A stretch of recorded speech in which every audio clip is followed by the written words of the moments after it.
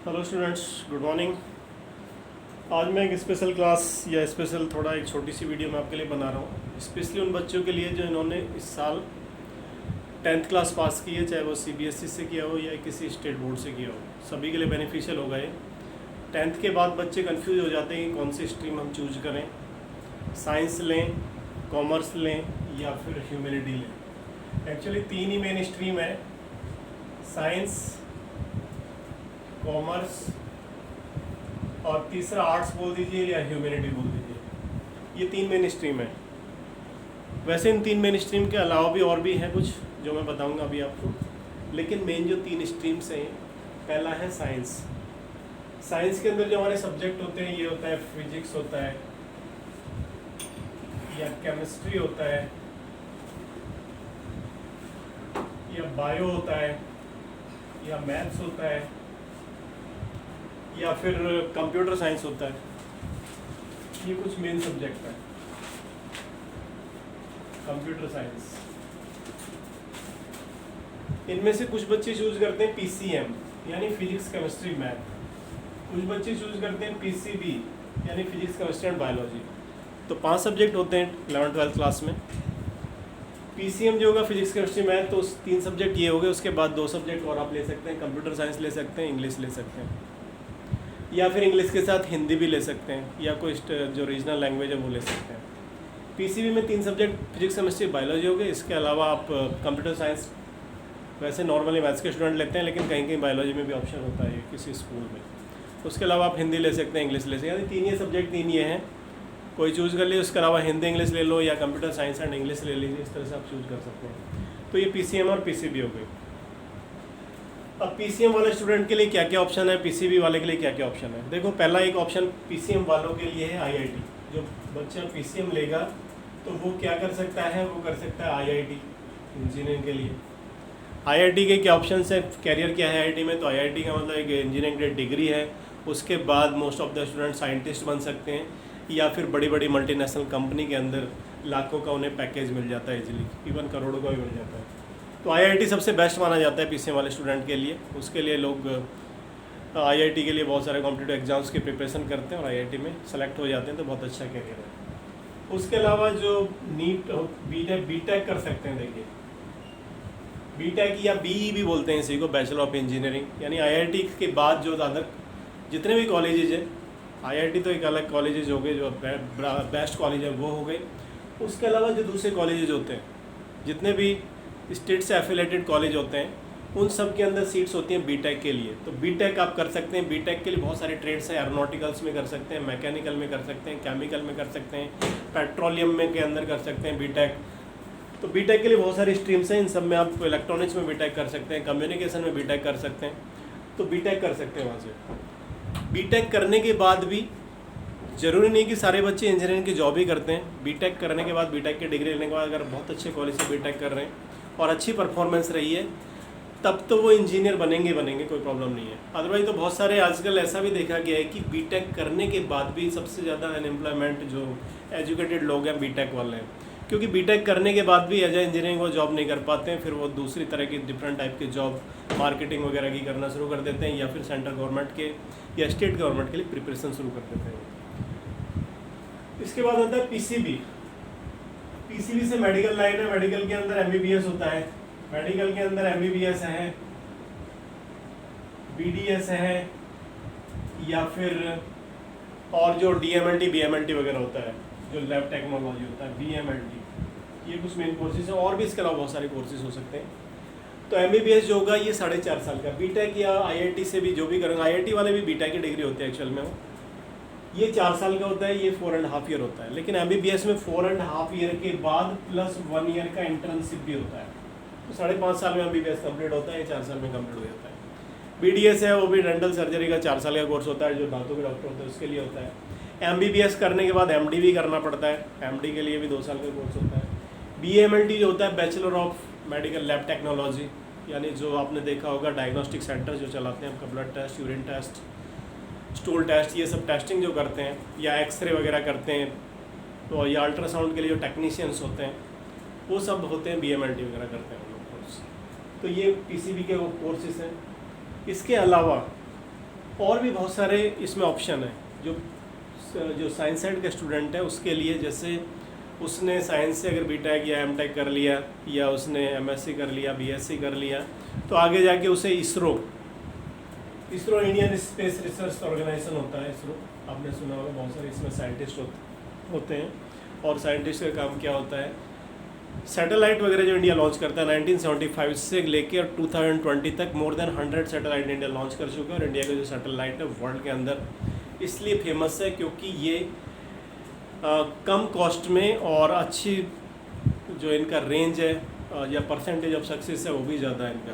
तो इंडियन जो साइंटिस्ट हैं इसरो में जो सिलेक्शन होता है वो भी आईआईटी वाले या फिर अच्छे दूसरे जो कॉलेजेस हैं उनसे जो साइंस बीटेक वगैरह बीएससी वगैरह या एमएससी किए हुए लोग होते हैं वही सिलेक्ट होते हैं।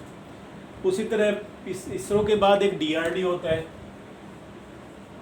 डीआरडीओ जितने भी ये वायरलेस सिस्टम बनता है या रडार होते हैं, रडार जो है सी के अंदर भी हो सकते हैं, एयर में भी हो सकते हैं, एयरबॉर्न रडार या ग्राउंड पे भी रडार हो सकते हैं। ये सारे रडार सिस्टम जो होता है ये डीआरडीओ डेवलप करता है। और इसके अलावा जितने भी एक्सप्लोसिव सिस्टम्स होते हैं या मिसाइल्स होती हैं, गाइडेड मिसाइल्स वगैरह, ये सब डीआरडीओ का काम है, तो वहाँ भी साइंटिस्ट होते हैं। इसके अलावा HAL है इंडिया के अंदर, HAL हिंदुस्तान एरोनॉटिक्स लिमिटेड जो हेलीकॉप्टर वगैरह बनाती है उसमें। उसके बाद BL है भारत इलेक्ट्रॉनिक्स, ये भी रडार के लिए स्पेशल होता है। BHEL होता है भारत हैवी इलेक्ट्रॉनिक्स लिमिटेड होता है। इन सब कंपनियों में भी जो अच्छे टॉप मोस्ट जो स्टूडेंट्स होंगे 12th क्लास में जिनकी परसेंटेज बहुत अच्छी होगी, IIT के स्टूडेंट्स होंगे या किसी बेस्ट इंजीनियरिंग कॉलेज से टॉपर होंगे, उन्हीं का सिलेक्शन होता है इन सब के लिए। तो यानी जो भी स्ट्रीम आप लेंगे उसमें अगर आप मिड में रह गए, बिटवीन में रह गए, एवरेज में रह गए तो कोई करियर नहीं बनने वाला है। तो आपको एवरेज में नहीं रहना है, टॉपर में रहना है, तभी आप कुछ कर सकते हैं। इसके अलावा इन सब को छोड़ के टीचिंग ऐसा प्रोफेशन है, टीचिंग के लिए यानी हर जगह टीचर चाहिए। 9th क्लास को पढ़ाना है, 10th को पढ़ाना है, प्राइमरी को पढ़ाना है, ग्रेजुएट को पढ़ाना है, पोस्ट ग्रेजुएट को पढ़ाना है, बीटेक को पढ़ाना है, इन सब के लिए जो टीचिंग होता है। तो टीचिंग की जो लाइन है वो साइंस में है। इसके बाद आता है कॉमर्स के स्टूडेंट्स के लिए क्या क्या ऑप्शन है देखिए।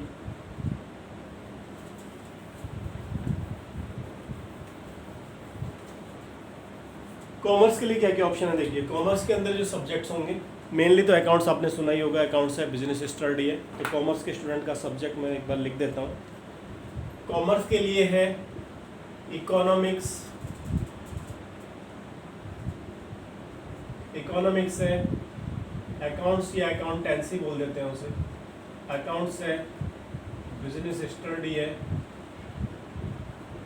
और इसके बाद फाइनेंस है, फाइनेंस बोल देते हैं इसे।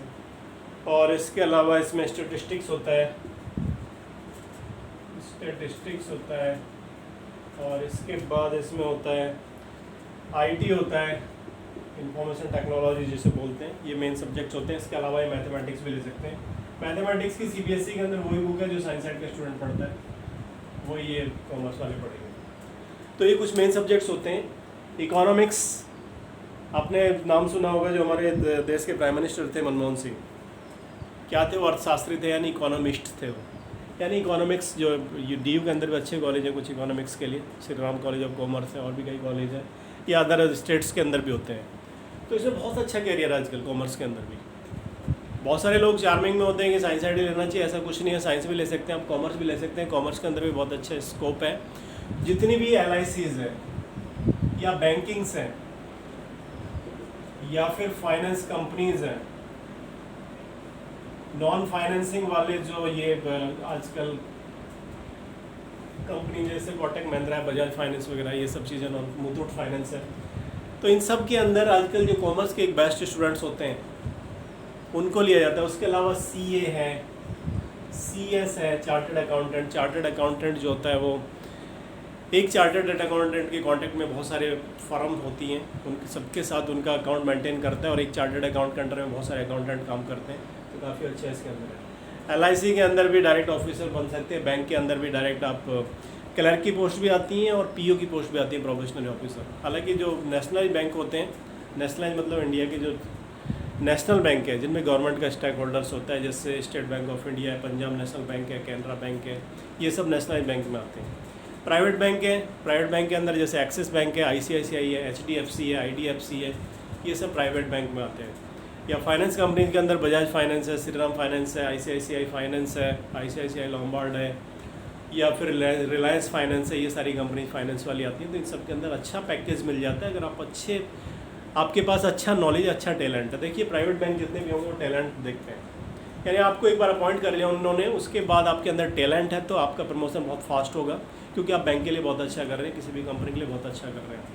But if you are not any talent and you are not beneficial for the company, तो फिर वो आपके लिए कोई भी बेनिफिट उतना नहीं देंगे, आपका प्रमोशन उतना नहीं करेंगे और छटनी भी हो सकती है। तो ये देखना पड़ता है आपको। तो इस तरह से बहुत सारे ऑप्शन हैं कॉमर्स वाले स्टूडेंट के लिए। इसके अलावा कॉमर्स में भी टीचर बन सकते हैं, कॉमर्स के सब्जेक्ट्स के टीचर बन सकते हैं, यानी आप ग्रेजुएशन करिए, बीकॉम वगैरह, बीएड करिए, एमकॉम करिए। अगर बीकॉम और बीएड है तो आप 10th क्लास को पढ़ा सकते हैं, और एमकॉम भी आपने कर लिया है तो आप 11th 12th को पढ़ा सकते हैं। उसके बाद एमफिल वगैरह कर लेते हैं तो फिर हायर क्लासेस के लिए हो जाते हैं। ये कॉमर्स के हैं कुछ। उसके अलावा आर्ट्स का मतलब ह्यूमैनिटी के लिए बहुत सारे सब्जेक्ट्स हैं जिन्हें हम बात करते हैं ह्यूमैनिटी के बारे में। तो ह्यूमैनिटी के अंदर, आर्ट्स के अंदर या ह्यूमैनिटी के अंदर इंग्लिश, हिंदी, सोशियोलॉजी,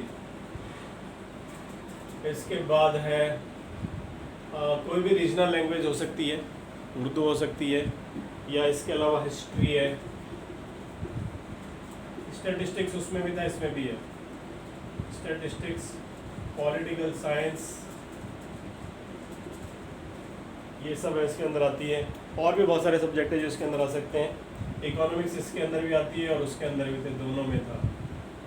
इसके अलावा अगर किसी के अंदर एक्चुअल टैलेंट है तो फाइन आर्ट्स, यानी जिसको ड्राइंग वगैरह बहुत अच्छी बनानी आती है तो फाइन आर्ट्स में बहुत अच्छा करियर है। एमा हुसैन का आपने नाम सुना, एक उसकी जो पिक्चर है वो करोड़ों रुपए में बिक जाती है।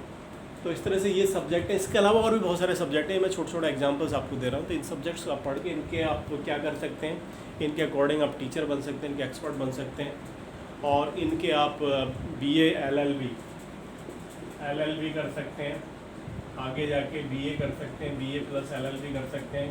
उसके अलावा मास कम्युनिकेशन,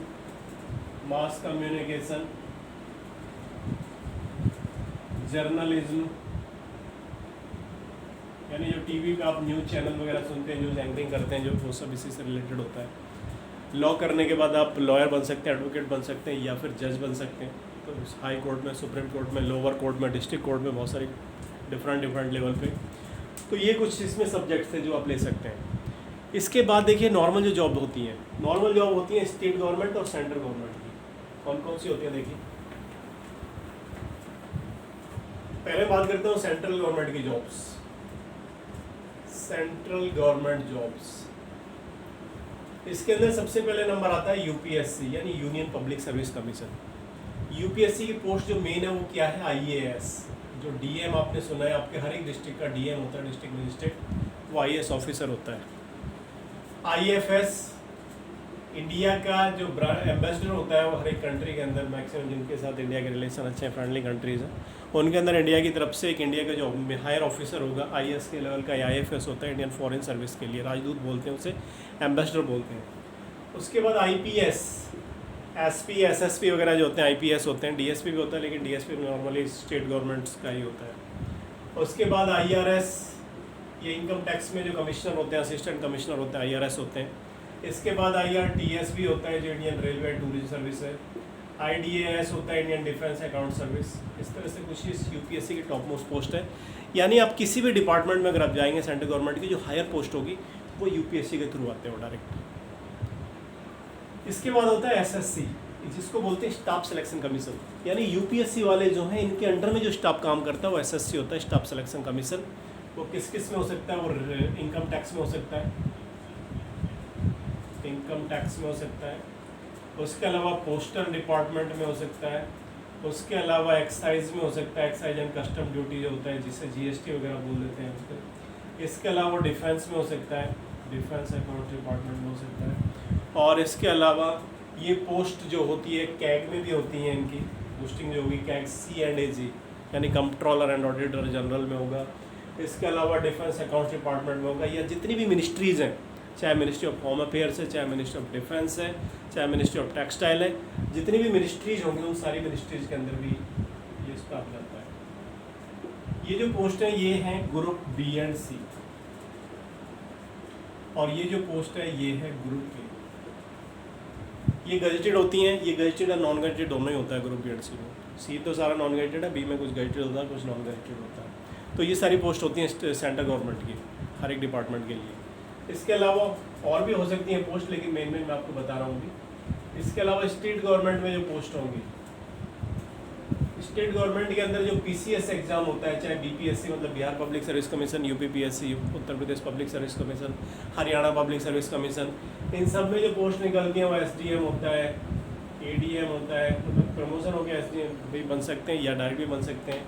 तहसीलदार होते हैं, तहसीलदार, आरटीओ होते हैं, रोड ट्रांसपोर्ट ऑफिसर्स वगैरह। और इसके अलावा सेल्स टैक्स ऑफिस में सेल्स टैक्स ऑफिसर्स होते हैं। तो इस तरह बहुत सारे डिपार्टमेंट होते हैं जितने स्टेट गवर्नमेंट को, उन सब डिपार्टमेंट को चलाने के लिए जो उनके अपने ऑफिसर होते हैं स्टेट गवर्नमेंट के, वो ये होते हैं। इसके अलावा और भी हो सकते हैं। और इसी में ये तो मान लीजिए ग्रुप ए ऑफिसर हैं, ग्रुप बी ऑफिसर के अंदर आते हैं पटवारी वगैरह आते हैं, पटवारी आएगा, या पटवारी से बड़ी पोस्ट होती है नायब तहसीलदार, जो बाद में तहसीलदार बन जाते हैं, नायब तहसीलदार, ये सब पोस्ट इसी में आ जाती हैं। तो अच्छी पोस्ट मानी जाती है सर, ये स्टेट गवर्नमेंट में होता है। तो इन सब में जाने के लिए जरूर नहीं आपको साइंस साइड लेना है, आर्ट साइड लेना है या कॉमर्स लेना है, किसी भी स्ट्रीम का कैंडिडेट हो, बस पहले से आपको फोकस कर लेना मुझे बनना क्या है। अभी आपने 10th कर लिया तो अभी आप फोकस कर सकते हैं कि मुझे किस लाइन में जाना है, उसी में आपको अच्छे से प्रिपरेशन कर लेनी है। यानी इसमें ये नहीं कि साइंस साइड का जाएगा, आईआईटी का जाएगा, मेडिकल का जाएगा, चाहे आर्ट्स वाला स्टूडेंट हो, चाहे साइंस वाला हो, चाहे कॉमर्स वाला हो, कोई भी जा सकता है। इवन ये बेनिफिशियल होता है कि आर्ट्स साइड के स्टूडेंट को उससे अपने सब्जेक्ट्स जो है physics, chemistry, mathematics, bio, medical, ये सब वो नहीं पढ़ना है, तो उसको अभी से इस स्ट्रीम में ध्यान दे देना है जो आर्ट साइड का है। फिजिक्स केमिस्ट्री वालों को क्या बेनिफिट होता है, देखिए फिजिक्स केमिस्ट्री वालों को जो सेंट्रल गवर्नमेंट की ये जॉब्स हैं या बैंकिंग की, ये जो एसएससी की जितने भी जॉब्स हैं, या यूपीएससी के अंदर भी कुछ पेपर्स जो कंपलसरी पेपर हैं, उन पेपर्स में मैथमेटिक्स आता है ज़्यादा। मतलब जो मैं आपको बताऊँ आजकल जो जॉब का जो पैटर्न चल रहा है ग्रुप बी और सी के लिए, ग्रुप बी और सी जॉब के लिए क्या क्या कंपलसरी है, मैथ्स के क्वेश्चन आते हैं, इसके बाद रीजनिंग आता है,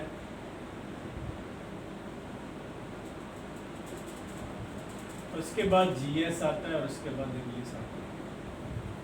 नॉर्मली ये पैटर्न है, 50-50 200 क्वेश्चन हो जाएंगे, या फिर 25-25 प्री में 25-25, मेन में 50-50 इस तरह हो जाते हैं। तो ये पैटर्न है। मैथ्स को कौन कर सकता है ज़्यादा, हालांकि मैथ्स ज़्यादा हायर लेवल का नहीं आता है ग्रुप बी और सी पोस्ट के लिए। ग्रुप ए के लिए बी ज़्यादातर जनरल मैथ ही आता है, कुछ पोस्टेस ऐसी हैं जैसे आपको टीचर बनना है स्पेसिफिक सब्जेक्ट का, तो वहाँ पे तो हायर मैथ आना ही आना है। तो मैथमेटिक्स के लिए कौन ज़्यादा अच्छा करेगा, जिसके पास 10th का मैथ्स अच्छे से होना चाहिए, 11th-12th का भी वन मैथ आ जाता है ग्रुप बी सी में, तो जिस बच्चे को पीसीएम किया हुआ है तो उसको थोड़ा इसका बेनिफिट बन जाता है। आर्ट साइड वाले स्टूडेंट को थोड़ा ज़्यादा सोचना पड़ेगा, ज़्यादा मेहनत करनी पड़ेगी, कोई प्रॉब्लम नहीं है, कर लेगा वो भी आराम से। रीजनिंग भी मैथ की तरह ही होता है, तो रीजनिंग और मैथ दोनों के लिए क्या है कि ज़्यादातर जो पीसीएम लेते हैं बच्चे, उन लोगों को थोड़ा ईजी रहता है, या जिन्होंने बीटेक किया हुआ है वो लोग भी एसएससी की तैयारी करते हैं, उनके लिए ईजी होता है। या फिर जिन लोगों ने बीटेक भी नहीं किया है, साइंस भी नहीं है उसके पास, तो कॉमर्स विद मैथ हो सकता है, वो भी मैथ अच्छा कर लेगा। या जिस बच्चे के पास ह्यूमैनिटी है, आर्ट्स है, उसने मैथ सब्जेक्ट नहीं पढ़ा है, लेकिन 10th तक तो मैथ पढ़ा है ना, 10th तक के मैथ की बुक्स को आप डिफरेंट टाइप के कॉम्पिटिटिव एग्जाम्स की और अलग से रेफरेंस बुक ले आइए, उन्हें अच्छे से कर लीजिए, कोई प्रॉब्लम नहीं है। बेसिक पोस्ट के लिए ग्रेजुएट चाहिए, बट मैथ्स वही आएगा, 9-10th लेवल का मैथ्स आता है ज़्यादातर जॉब के लिए। तो इसलिए साइंस साइड वाले स्टूडेंट को थोड़ा ज़्यादा बेनिफिट होगा कि उसने अपने सब्जेक्ट पढ़े हुए हैं, तो वो कंटिन्यू टच में है, जबकि ह्यूमैनिटी वाले को एक्स्ट्रा एफर्ट करना पड़ेगा, बस ये है थोड़ा। जीएस ह्यूमैनिटी वाले स्टूडेंट की ज़्यादा स्ट्रॉन्ग होगी, हालांकि फिजिक्स केमिस्ट्री के क्वेश्चन भी आते हैं, बायो के भी आते हैं जीएस में, लेकिन जो ह्यूमैनिटी वाला स्टूडेंट है उसको मैथ्स वगैरह नहीं पढ़ना है, फिजिक्स वगैरह में उतना टाइम नहीं देना, तो जीएस को कंटिन्यू पढ़ता रहता है, करंट्स को कंटिन्यू पढ़ता रहता है। इंग्लिश तो जो इंग्लिश मीडियम का स्टूडेंट है उसको कोई प्रॉब्लम नहीं होती है, बहुत ईजी इंग्लिश आती है। फिर भी जो बच्चा इंग्लिश मीडियम का नहीं है तो उसको डेली न्यूज़पेपर के अंदर कुछ अंडरलाइन करें डिफ़िकल्ट वर्ड। अगर आप डेली 10 मीनिंग्स, डेली 5 मीनिंग्स भी डेली करेंगे तो एक साल के अंदर सोच लीजिए, एक साल के अंदर अप्रॉक्स 1800 मीनिंग्स हो जाते हैं। उसमें भी अगर एक साल के अंदर भी आपने कुछ मिसिंग भी किया है तो 1000 मीनिंग्स हर साल आप ऐड करेंगे अपने आप को। इवन 500 मीनिंग हर साल ऐड करें तो अभी आप 11th में 12th में ग्रेजुएशन करेंगे, 5 साल में सोचो कितने मीनिंग्स हो जाएंगे। तो डेली न्यूज़पेपर पढ़ना शुरू करें, वो ज़्यादा बेनिफिट होता है इंग्लिश करने के लिए। तो जितनी भी जॉब्स हैं देखिए, चाहे वो एसएससी है, चाहे वो रेलवे है। एसएससी मैंने आपको बताया था, एसएससी मतलब income tax, post office, excise, बहुत सारी मिनिस्ट्रीज में, डिफेंस में, कैग में, ये सब एसएससी होता है। रेलवे के लिए, बैंकिंग के लिए, जो नेशनल गवर्नमेंट जॉब की बात कर रहा हूँ मैं, एनडीए के लिए, नेशनल डिफेंस अकेडमी जो होती है, जहाँ से आप आर्मी के अंदर, एयरफोर्स के अंदर, नेवी के अंदर ऑफिसर बन के रिक्रूट होते हैं, उस सब के लिए, या नॉर्मल आर्मी में जो बिलो ऑफिसर्स रैंक जो होती है, पीबीआर बोलते हैं, पर्सन बिलो ऑफिसर्स रैंक, वो आर्मी में, नेवी में, एयरफोर्स में, या फिर स्टेट पुलिस के अंदर, या क्लरिकल जॉब जो होती हैं स्टेट्स के अंदर, इन सब के लिए सिलेबस में मैथ्स, रीजनिंग, जीएस, इंग्लिश ये मोस्टली कंपलसरी रहता है। किसी किसी स्टेट में इंग्लिश को हटा के हिंदी कर दिया जाता है, बस ये मैथ्स रीजनिंग वहाँ भी रहता ही जाता है। तो आपको इनमें से किसी भी जॉब में जाना है तो ज़रूरी नहीं आपको मैथ्स लेना है कि साइंस लेना है कि कॉमर्स लेना है, आप किसी भी स्ट्रीम से अच्छे से तैयारी कीजिए। बेनिफिट यही है कि मैथ्स अच्छा होना चाहिए, रीजनिंग अच्छा होना चाहिए। रीजनिंग भी मैथ जैसा ही होता है, मैथ नहीं है लेकिन मैथ जैसा ही है। तो मैथ्स और रीजनिंग जिसका अच्छा होगा तो यहाँ पॉजिटिव मिल जाता है। जीएस ज़्यादातर एवरेज होता है ज़्यादातर स्टूडेंट का, क्योंकि जो करंट आता है वो भी आता है। उसके अलावा history, geography, English, history, geography, sociology, physics, chemistry, biology सारा मिक्स करके दे देते हैं जीएस जनरल स्टडी के अंदर। पहले जीके होता था, अभी जीएस बोलने लगे उसे। और इंग्लिश तो इंग्लिश मीडियम वालों को कोई प्रॉब्लम नहीं होती है, जो हिंदी मीडियम वाले बच्चे हैं उनको थोड़ा ज़्यादा एफर्ट करना पड़ेगा। तो ये सारे कुछ मैंने आपको बताया करियर के लिए क्या क्या है, उस अकॉर्डिंग आप चीज़ों को सोचें, समझें और तभी डिसीजन लें। अब जिसको पीसीबी लिया है, जिन्होंने, उनको नीट की तैयारी करनी होती है। पीसीबी यानी बायोलॉजी वाले स्टूडेंट्स को एमबीबीएस करने के लिए नीट करना है। जो साइंस साइड वाला है उसको आईआईटी करना पहले से माइंड में होता है। जो कॉमर्स वाला है उसको सीए बनना है, पहले से माइंड में होता है। जो आर्ट्स वाला है उसको पहले से ही सोच लेते हैं कि मुझे आईएएस बनना है। तो ये अच्छी बात है, अगर ये बन जाए और अच्छी बात है, लेकिन इसके अलावा बहुत सारे ऑप्शन हर एक बच्चे के लिए खुले हुए हैं। इसलिए ये मत सोचिए कि अगर ये नहीं बने तो कुछ नहीं है लाइफ में। तो लाइफ में इसके अलावा भी बहुत सारी चीज़ें हैं। गवर्नमेंट जॉब इसके अलावा भी जितने भी हैं, किसी भी स्ट्रीम से आप पा सकते हैं उन्हें। और इसके बाद एक टीचर की जॉब ऐसी है, अगर आप बीएड कर लेते हैं तो चाहे वो साइंस साइड वाला मैथ्स का टीचर हो, चाहे आर्ट साइड वाला हिंदी का टीचर हो, सैलरी सबकी बराबर होती है। चाहे वो उर्दू का टीचर हो, चाहे फाइन आर्ट्स का टीचर हो, सैलरी सबकी बराबर होगी। तो इसलिए किसी भी स्ट्रीम को छोटा ना समझे, हर एक स्ट्रीम बराबर होती है। बस कोशिश ये करें कि जो भी स्ट्रीम आपने चूज़ की है उसमें आपको एवरेज में नहीं रहना है, अबव एवरेज यानी टॉप में रहना है आपको। अगर एवरेज में रह गए या बिलो एवरेज रह गए तो फिर कोई जॉब नहीं मिलने वाली, चाहे आप कितनी भी कोई भी स्ट्रीम ले लें। लेकिन अगर आपने कोई भी स्ट्रीम ऐसी ली है कि जिसके लिए लोग कहेंगे तुमने ये क्यों ले लिया, ये तो कुछ नहीं है इसमें, लेकिन उसमें भी अगर आप टॉपर हैं तो उसी में आपका करियर बन जाएगा। Thank you. इसके अलावा 10th के बाद एक और अच्छा है डिप्लोमा कोर्स। ये और बता देता हूँ आपको, आपने नाम सुना है जेई, जिसको बोलते हैं junior engineer. JE railway department में भी होता है, जेई इलेक्ट्रिकल डिपार्टमेंट में भी हर एक स्टेट गवर्नमेंट के अंदर में आता है, और JE MES military engineering service के अंदर भी होता है जेई, और जेई सिविल इंजीनियरिंग के अंदर, या जैसे DDA Delhi development authority, GDA Ghaziabad development authority, Gautam Buddh Nagar development authority, या मुंबई डेवलपमेंट अथॉरिटी, या Gandhinagar development authority, Patna development authority, इस तरह से हर एक जो बड़े बड़े महानगर हैं या राजधानी है, कैपिटल्स हैं उनकी, जो या बड़े शहर भी हैं महानगर टाइप, उन सभी के अंदर डेवलपमेंट अथॉरिटी होती है, जिसे विकास प्राधिकरण बोलते हैं। उन सब के अंदर भी सिविल इंजीनियर जेई होते हैं। तो जेई कैसे बनते हैं? जेई के लिए जो 10th के बाद ही आप 3 साल का एक डिप्लोमा कोर्स कर सकते हैं। डिप्लोमा किस किस में हो सकता है? डिप्लोमा इन मैकेनिकल में हो सकता है, मैकेनिकल इंजीनियरिंग। इसमें क्या होगा, जो मशीन्स होती हैं, मशीन्स मीन्स हो गया कि जैसे कार बनाने वाली कंपनी है, बाइक बनाने वाली कंपनी है, ट्रैक्टर बनाने वाली कंपनी है, या इवन रेलवे के अंदर भी जॉब मिल सकती है आपको।